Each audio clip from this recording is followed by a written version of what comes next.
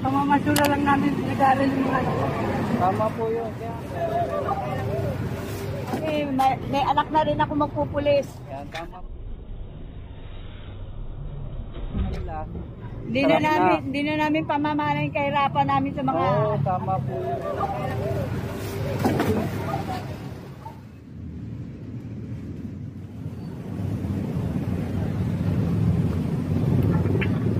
Sige, kaya tulungan nyo kami.